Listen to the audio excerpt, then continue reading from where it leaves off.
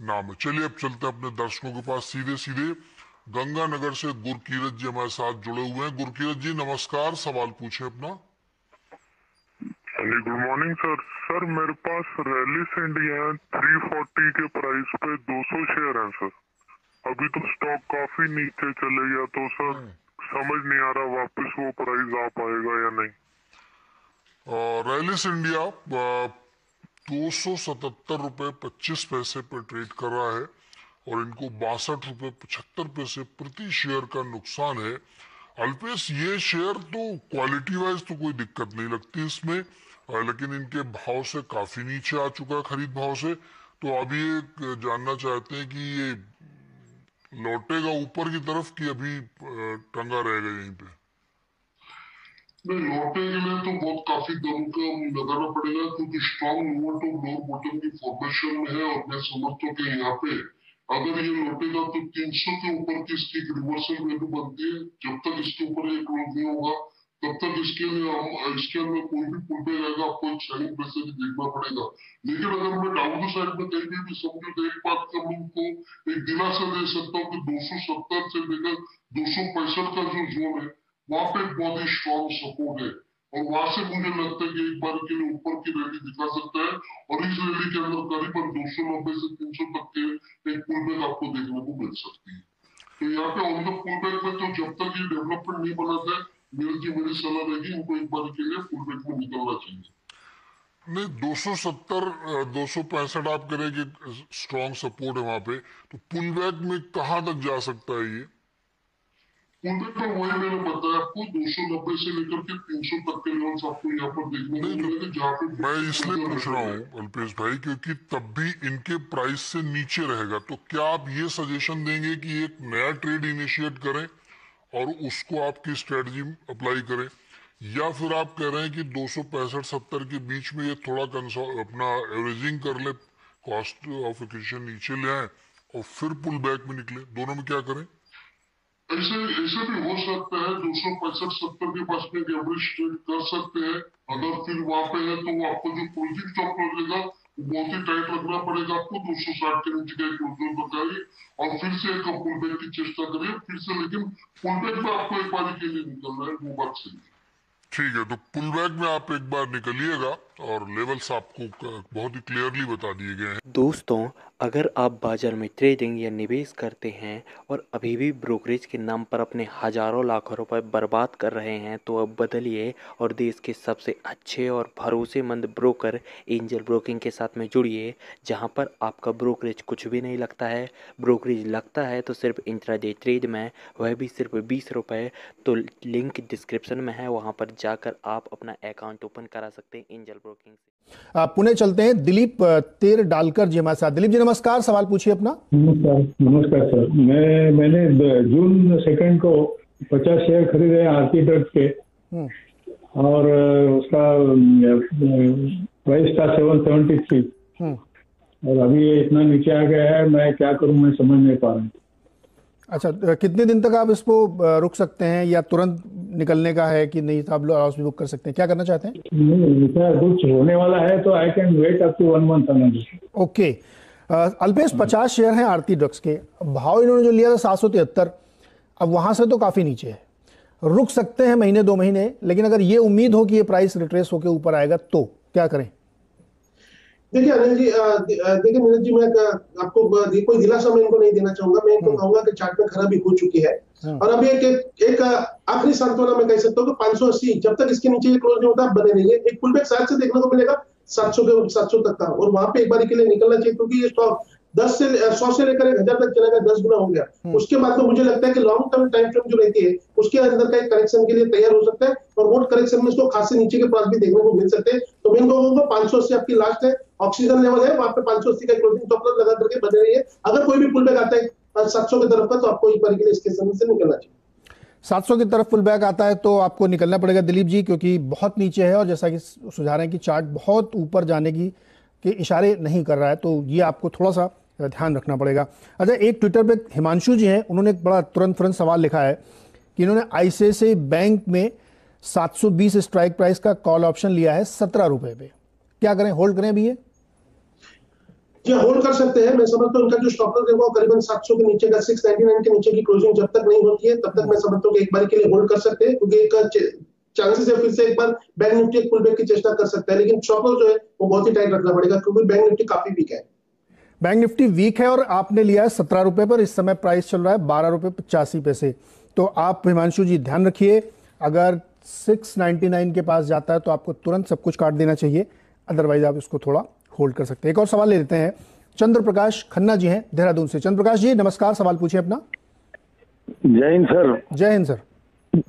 मेरा सवाल ये है कि BHEL है मेरे पास 1800 शेयर और जो एवरेज 69 पड़ा है मुझे, और दूसरा मेरे पास है जुबिलिएंट फार्मा करीब 300 है ये, और इसका एवरेज मेरा 675 है। ओके, तो दोनों में मैं बहुत नीचे जा रहा हूँ, क्या करना चाहिए मुझे? ट्रेडर में आपके इन्वेस्टर हैं sir please. Chandraprakash ji, trading के लिए है या इन्वेस्टिंग के लिए? Semi trading semi investment. मतलब अटक गए तो ट्रेडर, हाँ अटक जाए तो थोड़ा रुक सकता हूँ। अच्छा, ये इस समय इन्वेस्टर हो गए हैं क्योंकि जो BHEL का प्राइस है वो भी नीचे है और जुबिलेंट फार्मा 675 रुपये इन्होंने लिए।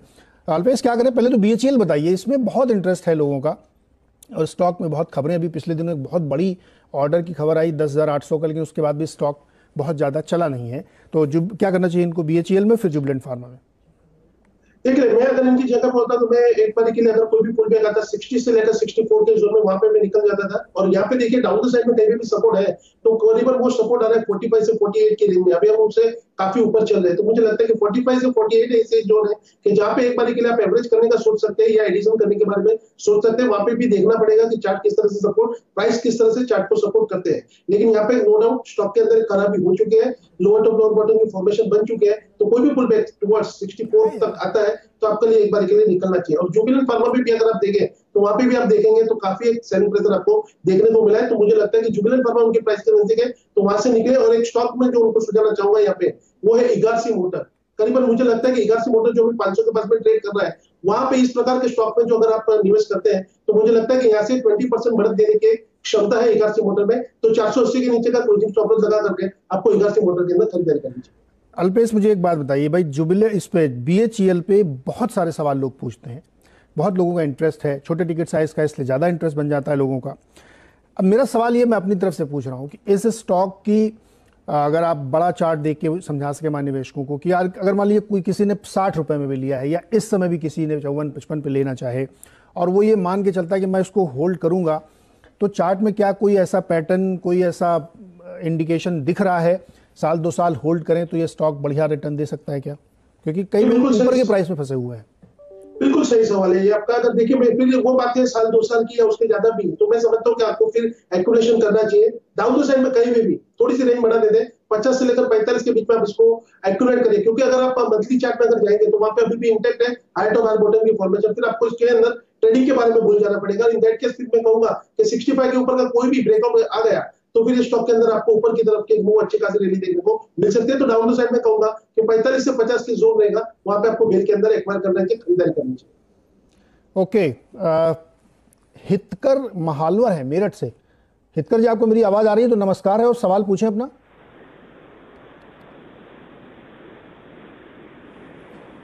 हितकर जी, आपको मेरी आवाज आ रही है?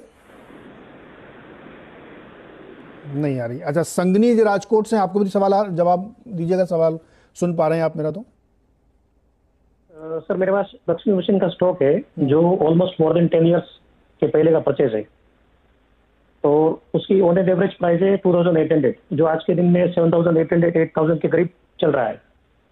तो लॉन्ग पोजीशन के लिए मेरे को सजेशन चाहिए था कि इसमें आगे कैसे मतलब पोजीशन बना के रख सकते हैं।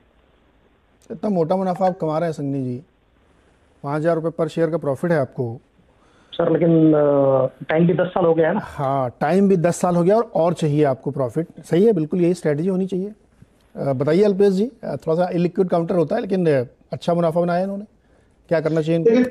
चार्टिकल एवरेज स्टॉक के अंदर कोई भी वीकनेस नहीं है। 2018 के है करीबन 9400 से 2000 तक गिरने के बाद में करीबन फिर से 9000 के बाद में आया, तो ये स्ट्रेंथ बताता है, कंपनी की स्ट्रेंथ बताता है, स्टॉक की स्ट्रेंथ बताता है। मैं समझता हूँ इतना वेट किया तो और भी वेट करना चाहिए। 10,000, 9,400, 9,500 के ऊपर अगर ये क्लोज हो गया तो फिर इसके अंदर जो पोटेंशियल है वो बढ़ जाएगा, करीबन 12 से 15,000 तक के भी प्राइसिंग को देखने को मिलेंगे। तो मैं समझता हूँ कि ये बिल्कुल सही कहा आपने, ये ट्रेडिंग स्टॉक है नहीं, ये प्योर इन्वेस्टमेंट स्टॉक है, आप इसके अंदर बने रहिए संघनी जी। इसमें 12-15 हज़ार तक के भी भाव आपको मिलेंगे, क्योंकि डोमिनेंस है, बहुत कम कंपनीज हैं जो इस सेगमेंट में काम करती हैं और इसकी वजह से इसको बहुत अच्छे वैल्यूएशन मिल रहे हैं और स्टॉक चल रहा है। तो अगर आपको पैसे की ज़रूरत नहीं है तो इसमें बने रहना चाहिए। स्टॉक यहाँ से भी डबल होने की क्षमता रखता है। चलिए चलते हैं अब हितकर जी के पास। हितकर जी नमस्कार, सवाल पूछिए। सर मेरे दो शेयर्स हैं, SPIC के शेयर्स हैं 65.80 के रेट से, और एक TAKE के हैं 100 शेयर्स, KEI इंडस्ट्रीज से डाउन जा रहे हैं ये दोनों। इनमें क्या करना चाहिए, क्या सजेस्ट करेंगे आप? ओके अल्पेश, KEI इंडस्ट्रीज और पहला स्टॉक है स्पिक। इस पे क्या करना चाहिए? 50 शेयर इन्होंने ले रखे हैं 65 रुपये 80 पैसे में। पहले स्पिक बता दीजिए, उसके बाद फिर KEI इंडस्ट्रीज में। ठीक है, बहुत ही स्ट्रॉन्ग सपोर्ट है यहाँ पे। मैं समझता हूँ कि स्पिक में अभी कोई ऐसे रिवर्सल की फॉर्मेशन में आपको नहीं देखने को मिल रही है। डाउन द साइड में 42 से लेकर 45 के जोन में बहुत ही स्ट्रॉन्ग सपोर्ट है। यहाँ पे अगर 55 के ऊपर ये स्टॉक फिर से निकल गया तो मुझे लगता है फिर से आपको 65 से लेकर 70 तक के लेवल यहाँ पर देखने को मिल सकते हैं। और KEI इंडस्ट्रीज में ये इंडस्ट्री काफी चार्ट मजबूत है। यहाँ पे भी मैं समझता हूँ कि ये ट्रेडिंग स्टॉक नहीं है, अच्छा खासा इन्वेस्टमेंट का स्टॉक है। यहाँ पर मैं सुझाव इनको कि अपना जो निवेश है वो बनाए रखे। 820 एक लेवल है, महत्वपूर्ण लेवल है। 820 के अगर लेवल को निकालेगा तो करीबन स्टॉक में आपको 950 तक की भी बढ़त यहाँ पर देखने को मिल सकती है। ओके, तो हितकर जी आपके लिए दोनों जवाब हाजिर है और आपको लेवल्स बता दिए गए हैं कि क्या आपको करना है इन दोनों ही स्टॉक्स में, तो उसका आप ध्यान रखिएगा। समस्तीपुर चलते हैं, मनीष जी हमारे साथ जुड़ रहे हैं। मनीष जी नमस्कार, सवाल पूछिए अपना। सर नमस्ते सर जी। मुझे पॉलीकैब IPO में लगा था, जिसमें मैंने 12 शेयर 1300 में बेच दिया था और 15 शेयर रखा था। कॉस्टिंग 0 के हिसाब है, तो आगे उसमें क्या करना चाहिए? पहले तो ये बताइए, जो IPO में लगे थे वो बेचा क्यों था? सर वो फंड की जरूरत थी इसके लिए। अच्छा, कितने लगे थे टोटल? 1300 में 12 शेयर बेच दिए थे। 25 लगे थे क्या? कितने? 27 लगे थे टोटल? 27 शेयर लगे। तो 27 में 12 आपने बेचे 1200-1300 रुपए के भाव पे, और 15 अभी भी है, और स्टॉक का प्राइस है इस समय 2400 रुपये। अल्पेश, एक और बढ़िया इन्वेस्टमेंट। अच्छा, जब से ये FNO में एंट्री हुई है इनकी, तब से धुआंधार तेजी है इसमें। क्या करें भाई, पॉलीकैब में बढ़िया मुनाफा इनको हो रहा है, हालांकि शेयर 15 ही है अभी, लेकिन फिर भी गजब का प्रॉफिट है। क्या करना चाहिए? देखिए, जहां तक मैं कंपनी को जानता हूँ, स्टॉक की प्राइस नो डाउट बहुत ही बढ़ चुकी है, लेकिन फिर भी अगर लंबे अवधि का इन्वेस्टमेंट अगर ये करते हैं तो I want be surprise, stock के अंदर आपको 4000 तक की भी प्राइस देखने को मिलेंगे। मैं इनको सुझाऊंगा आप अपना जो निवेश है उसको बरकरार रखें। तो मनीष जी, अगर पैसे की ज़रूरत नहीं है तो मत बेचिएगा, बहुत ऊपर जाएगा यहाँ से स्टॉक। तो ये आपके लिए राय। और अदरवाइज भी आप बहुत तगड़े प्रॉफिट में बैठे हैं, तो कुछ लोग ये भी स्ट्रेटजी देते हैं कि 12 शेयर में से कुछ इतने शेयर बेच दो कि आपकी कॉस्ट एकदम, हालांकि ऑलरेडी 0 हो चुकी है और प्रॉफिट में आ जाएंगे, लेकिन फिर भी सलाह ये है कि इसको मत बेचिए, रखे रहिए, क्योंकि स्टॉक अच्छा है और यहाँ से भी और ऊपर जाने की राय अल्पेश आपको दे रहे हैं। दिनेश गोयनका जी अमृतसर से हमारे साथ जुड़ रहे हैं। दिनेश जी नमस्कार, बताइए क्या हालचाल है? बढ़िया सर, बढ़िया। क्या चल रहा है सर अमृतसर में आजकल? अमृतसर ठीक है सर, गोल्डन टेम्पल ठीक है, अपनी जगह पे है। बढ़िया। मौसम कैसा हो गया? बढ़िया बढ़िया, एकदम गर्म है सर। अच्छा, बताइए सर, सवाल क्या है आपका? सर मेरे पास 50 शेयर हैं FDC के। 382 मैंने परचेज प्राइस है मेरा। 382। हाँ 382 में नुकसान है सर थोड़ा आपको भी, तो 39 रुपए का। अल्पेश, FDC में क्या करना चाहिए? 382 पे खरीदा इन्होंने। देखिए, मैं समझता हूँ कि इनका निवेश जो है उनको बनाए रखना चाहिए, क्योंकि 350 के ऊपर जैसे ही ये स्टॉक निकलेगा फिर से 380 से 85 तक के लेवल यहाँ पर देखने को मिल सकते हैं। 325 का एक क्लोजिंग स्टॉप लॉस लगा करके मैं समझता हूँ इनका निवेश इनको बनाए रखना चाहिए। 325 का स्टॉप लॉस लगा के आप इसको होल्ड करिए, तो आपको ये प्राइस। अच्छा, कितने दिन में मिलेगा इनको लक्ष्य? कोई अंदाजा? महीना, 2 महीना, 6 महीना रुकना पड़ेगा क्या? देखिए, ये कहने के लिए 350 के ऊपर पहले स्टॉक का क्लोजिंग आना जरूरी है। अगर 350 के ऊपर ये स्टॉक क्लोज हो गया तो फिर मैं समझता हूँ कि 1 से 1.25 महीने में इनके प्राइस जो है वो आते मिलना चाहिए। 1-2 महीने में आ जाना चाहिए। तो स्टॉप लॉस का ध्यान रखिए और इसको लगा के रखिए। जब फ्यूचर्स की दुनिया में चलते हैं थोड़ा, एक स्टॉक है वोल्टास, 4.5% ऊपर है आज। IRCTC 4% ऊपर आज। अरे आज तो कमाल हो रहा है। अल्पेश जी, ITC बताइए क्या व्यू है आपका? आज ITC चल रहा है 2%। आईटीसी तो नीरज जी मुझे लगता है यहाँ पे एक प्योरली इन्वेस्टमेंट स्टॉक हो गया है, और यहाँ पे जिस तरह से आज सुनने को मिला है 265 270 तक के लेवल, तो यहाँ पे भी आ सकते हैं। नो डाउट ये आपको सिर्फ और सिर्फ बाई और इसको भूल जाना पड़ेगा, तब जाकर के आपको इसके अंदर जो है वो रिटर्न अच्छे खासे मिलेंगे। अगर ट्रेडर की ट्रेडिंग के नजरिए से अगर आप नहीं लिया तो इस पर आपको काफी परेशान करेगा। तो मैं समझता हूँ कि आपको एक एफडी टाइप का स्टॉक है, आप ऐसे समझ लीजिए मैंने पैसा जो है वो निवेश कर लिया है, एफडी कर लिया है, और उसके अंदर सिर्फ मुझे निवेश करना है बस। ये बताइए कि क्या चार्ट में ये पता चलता है कि स्टॉक चलता क्यों नहीं है आईटीसी में, मतलब क्या दिक्कत क्या है, ये क्यों नहीं चलता? देखिए इस प्रकार के स्टॉक्स में अंदर क्या होता है कि बहुत ही लंबे से एक्यूमुलेशन में जा रहा है, अब ये बेस बना रहा है। आज आपको लगता है कि आईटीसी नहीं चल रहा है, लेकिन जिस दिन आईटीसी ने भी ब्रेकआउट दिया तो यहाँ से 200 से लेकर 300 या 350 तक के भी लेवल बता देगा। तो यहाँ पे आप 200 के लेवल पे जिस हिसाब से ये बेस बना रहा है, जितनी भी सेलिंग है उसको एब्सॉर्ब कर रहा है। शायद से एक पॉसिबिलिटी ये भी हो सकती है कि आने वाले दिनों में कोई बहुत बड़े आईटीसी के अंदर पॉजिटिव न्यूज भी आपको सुनने को मिल सकते हैं। तो जब तक बेस बरकरार है तब तक स्टॉक के बारे में हमको पॉजिटिव ही रहना चाहिए। तो मतलब आप ये कह रहे हैं ग्राउंड मजबूत कर रहा है ये अभी एकदम बहुत सॉलिड, जब इसकी हो जाएगी पेमेंट तो बहुत ही मजबूत बुनियाद चलना शुरू न्यूज इसके अंदर से बाहर आनी स्टार्ट हो जाएगी। हाँ तो मैं तो ये इसमें तो शक ही नहीं कि कभी ना कभी तो चलेगा अल्पेश भाई, लेकिन ये बुनियाद कितने दिन तक मजबूत करता रहेगा? सालों हो गए भाई, अब तो बुनियाद बन गई होगी, नहीं बनी? देखिए इसकी इक्विटी भी तो बड़ी है नीरज जी, उसको भी तो एब्जॉर्ब करना पड़ेगा।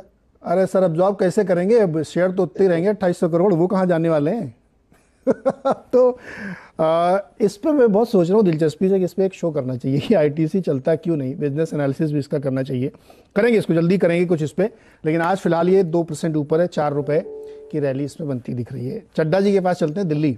चड्डा जी नमस्कार, सवाल पूछिए अपना सर। हाँ जी नमस्कार सर। सर मेरे पास 50 शेयर आईआरसीटीसी के हैं, 1215 रुपए के।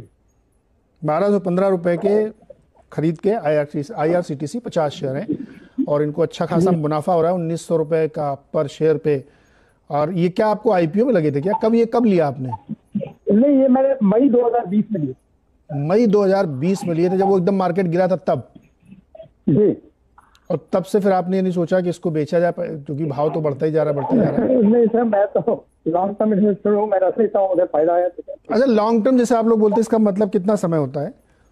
एनी टाइम सर, मेरे पास शेयर हैं 2012 से। नहीं जैसे आपने कोई शेयर खरीदा और आप कहते हो मैं इसको लॉन्ग टर्म के लिए रखूंगा, तो कितना टाइम होता है लॉन्ग टर्म के लिए? 2 साल, 5 साल, 10 साल, कितने समय? कम से कम 5 साल। ओके, तो भाई पल्पेश जी आईआरसीटीसी अच्छा मुनाफा इनको हो रहा है, 3127 पे आज ट्रेड कर रहा है। हालांकि ट्रेनें उतनी नहीं चल रही, लेकिन स्टॉक जरूर चल रहा है। तो अभी क्या करना चाहिए चड्डा जी को? मैं समझता हूँ स्टॉक भी जो चल रहा है वो ट्रेन की रफ्तार से ज्यादा रफ्तार से चल रहा है। सिर्फ एक सिंपल आंसर एक ही सेंटेंस में जवाब दूंगा, इन्वेस्टमेंट को भूल जाइए। देखिए ये स्टॉक जो इस तरह का है, कल भी सुमित के साथ में जब स्टॉक कर रहा था तो उसके अंदर भी उसने पूछा था, करीबन हम 2200 रुपए से लगातार इसके अंदर ट्रेडिंग इन्वेस्टमेंट की आइडिया दे रहे हैं। और कल भी कहा था 3000 पे कि अब जो नेक्स्ट लेवल है, जो नेक्स्ट पड़ा है वो 3200 का, आज 3200 के पास में आ गया, अब ये 3500 भी जा सकता है। और ये स्प्लिट होने के बाद में भी ये यहाँ से बढ़ता ही रहेगा। तो ये इन्वेस्टमेंट जो है या भूल जाइए, ये गोल्ड बाइंग स्टॉक है, आपको आने वाले दिनों में ये रिटर्न देते ही जाएगा। इस प्रकार के स्टॉक बहुत कम मिलते हैं, तो आपको मैं इनको सुझाऊंगा इनका निवेश जो है वो बरकरार रखे, मार्केट चाहे कहीं भी जाए। ओके, मोनोपोलिस्टिक बिजनेस है और अल्पेश का भी कॉन्फिडेंस इसमें बहुत है, कुछ भी इसका प्राइस हो सकता है, तो बेचने की जरूरत नहीं है। हेल्थ चेक आपने एक ले लिया है स्टॉक की, तो अब इस पे आप बने रहिए। दिल्ली में चलते हैं सौरभ शुक्ला के पास। सौरभ जी नमस्कार, अपना सवाल पूछें। सौरभ जी आपको अगर मेरी आवाज आ रही है तो सवाल पूछिए। ओके, सौरभ जी नहीं है, तो चलिए एक और सवाल जो है फ्यूचर्स मार्केट का, वोल्टास का 5% की रैली, 1185 का प्राइस फ्यूचर्स में। अल्पेश क्या करना चाहिए वोल्टास में? 1130 का एक स्ट्रॉन्ग ब्रेकआउट दिया है, 2021 की हाई निकाली है। मैं समझता हूँ कि 1130 का एक क्लोजिंग स्टॉप लॉस रखकर के स्टॉक के अंदर आप बने रहिए। ऑन द अपसाइड में मुझे लगता है कि पहला पड़ाव जो रहेगा वो 1220 का रहेगा। 1220 निकलते ही करीबन आपको 1280 तक की मूव यहाँ पर देखने को मिल सकती है। ओके, तो इस पे आप व्यू आपका ये बनता है कि इसको आप थोड़ा सा एक ब्रेकआउट है उसको प्ले अप करिए, नीचे छोटा सा आप स्टॉप लॉस जरूर ध्यान में रखिए। अच्छा, याद दिला दें अपने इन्वेस्टर्स को कि नेशनल स्टॉक एक्सचेंज और सीएनबीसी आवाज की खास मुहिम है इन्फॉर्म्ड इन्वेस्टर्स के जरिए निवेशकों को जागरूक बनाने की, और हम इसमें ये कोशिश करते हैं कि आपके जो पैसे हैं उनको जो आप लेते हैं तो उसके लिए फैसला जो लेते हैं वो, और उसकी जो सुरक्षा करते हैं ये, उसके लिए आपको पूरी जानकारी होनी चाहिए। क्या करते हैं आप, जब ट्रेड करते हैं तो एक्सचेंज की ओर से आपको एक SMS या ईमेल आता है जिसमें उसकी जानकारी होती है। तो हर एक अलर्ट पर आपको नज़र रखना है। अगर कोई निवेशक ऐसे ट्रेड के बारे में अलर्ट पाते हैं तो उन्हें ये नहीं कि इग्नोर करें, उसको तुरंत अपने स्टॉक ब्रोकर से कंफर्म भी करना चाहिए अगर आपको कोई डाउट है तो। और अगर ब्रोकर से नहीं हो पा रहा तो एक्सचेंज से आपको कंफर्म करना चाहिए, क्योंकि ये सीरियस मामले होते हैं। अल्पेश, ऐसे निवेशकों को काफ़ी ध्यान रखना चाहिए इस तरह के SMS और मेल जो आते हैं। बिल्कुल बिल्कुल, बहुत ही सुरक्षित रहना चाहिए, क्योंकि यहाँ पे बहुत सारे SMS जो होते हैं, बनते हैं, और ये बनते नहीं है, बनाए जाते हैं एक्चुअली। तो यहाँ पे इनको खास सावधानी पूर्वक इसके अंदर ट्रेड करना चाहिए। ओके, तो चलिए, अच्छा, एक खबर आ रही है आपको स्क्रीन पे नीचे दिख रही होगी, JSPL से जुड़ी हुई खबर है और जिसमें काफी कुछ डेवलपमेंट होने वाले। हमारे जो रिसर्च जर्नलिस्ट हैं यतिन मोता जुड़ गए हमारे साथ। यतिन, बताइए क्या खबर है ये पूरी? नमस्कार नीरज जी। देखिए, जहां तक कि JSPL का सवाल है, इन्होंने गुजरात NRE कोक से ऑस्ट्रेलिया में उनकी कोल माइनिंग कंपनी बहुत सालों पहले खरीदी थी। कारोबार ठप था क्योंकि अप्रूवल्स नहीं मिल रहे थे। फाइनली ये जो इकाई है ऑस्ट्रेलिया में, वोल्गोंग कोल, इनको ऑस्ट्रेलिया के मिनिस्ट्री द्वारा एनवायरमेंटल क्लियरेंस दिया गया है उनके कोल माइनिंग प्रोजेक्ट के लिए। ये RVC अंडरग्राउंड एक्सपेंशन प्रोजेक्ट है, जिसके कारण काफी सारे कंपनी को फाइनेंशियल बर्डन्स हो रहे थे पहले, लेकिन ये फाइनली एक्सपेंशन प्रोजेक्ट को ऑस्ट्रेलियन मिनिस्ट्री को अप्रूवल देना है और वो हो गया है। ओवरऑल बेसिस पे जो एनवायरमेंट फॉरेस्ट क्लियरेंस देने थे वो इन प्लेस है। कंपनी ने एक फंड रेजिंग प्लान्स भी अनाउंस किया है जिसका सब्सक्रिप्शन JSPL करेगा, जिसके कारण इस कोल प्रोजेक्ट को मदद मिलेगी। देखना ये है कि किस हिसाब से रैंप अप होता है, क्योंकि JSPL ऑलरेडी 45% शेयर होल्डर है इस कोल कंपनी में जो ऑस्ट्रेलिया में लिस्टेड है। और जहां तक कि कोल का सवाल है, ये कमोडिटी काफी वॉलेटाइल रही है और अभी दाम में काफी बढ़ोतरी देखने को मिली है ऑस्ट्रेलिया में। तो कहीं ना कहीं वैल्यूएशन के लिहाज से और JSPL के लिहाज से ये काफी इंपॉर्टेंट अप्रूवल माना जा रहा है ब्रोकरेजेस के हिसाब से। इंटरेस्टिंग है, पूरी दुनिया में इस समय काफ़ी शॉर्टेज है कोल की और प्राइसेस उसके काफ़ी हाइस पे चल रहे हैं। तो ये इस तरह की डील काफ़ी बेनिफिशियरी इनके लिए हो सकती है। शुक्रिया यतिन। और अल्पेश, क्विकली एक कॉल, JSPL पे स्टॉक अभी ₹4.5 ऊपर है, 1.25% खरीदारी करनी चाहिए अभी JSPL में? आंशिक रूप से इसने एक बेस बना लिया है और मैं समझता हूँ कि इस बेस का जो स्टॉप लॉस बनेगा करीबन 380-85 का जो जोन है वो बहुत ही स्ट्रॉन्ग सपोर्ट है। तो जब तक इसके नीचे क्लोज नहीं होता है तो आप उसके अंदर बने रहिए। ऑन द अपसाइड पे मुझे लगता है कि ये न्यूज से मूव आएगी जो करीबन स्टॉक को 420 रुपए तक लेकर के जा सकती है। 420 तक के टारगेट इसमें मिल सकते हैं JSPL में। और कोल की जो स्टोरी अभी यतिन ने आपको बताई, ये काफी इंटरेस्टिंग यहाँ पे देखने को मिले, क्योंकि कोल इस समय बहुत हाई डिमांड में है। तो चलिए यहाँ पे एक ब्रेक लेंगे। आज हमने बीच में ब्रेक नहीं लिया, इसलिए यहाँ पे फाइनल ब्रेक ले रहे हैं। और ब्रेक के बाद हर्षिता आपको लेके आएंगी, मिलवाएंगी खिलाड़ियों के साथ, शो के साथ, खिलाड़ी नंबर 1 में।